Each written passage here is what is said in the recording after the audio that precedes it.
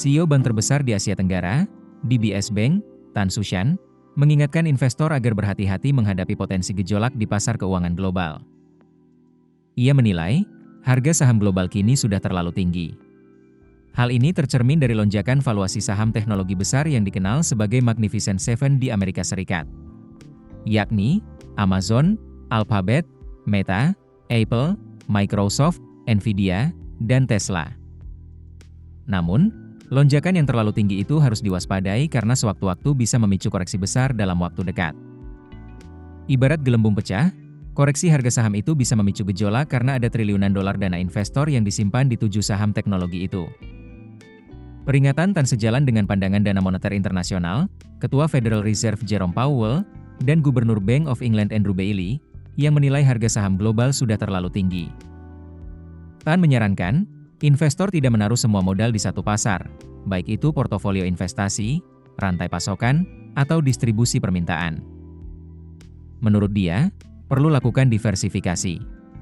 Dengan pengalaman lebih dari 35 tahun di perbankan dan manajemen kekayaan, Tan melihat Asia berpeluang menarik lebih banyak investasi dari Amerika Serikat. Ia menilai, pergeseran tersebut bisa membawa keseimbangan baru bagi ekonomi kawasan. Menurut Tan, Singapura punya posisi strategis sebagai pusat diversifikasi investasi. Dalam konferensi Global Financial Leaders Investment Summit di Hong Kong baru-baru ini, sejumlah pemimpin keuangan dunia memperkirakan koreksi pasar sebesar 10 hingga 20% bisa terjadi dalam 1 hingga 2 tahun ke depan. CEO Morgan Stanley, Ted Pick, menilai penurunan seperti itu penting untuk menjaga keseimbangan pasar.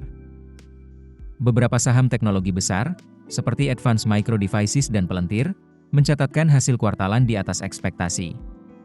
Namun harga saham keduanya tetap turun, mengikuti pelemahan indeks Nasdaq. Keputusan bisnis terbaik datang dari data, bukan tebakan. Mudah berlangganan Business Insight dengan subscribe with Google.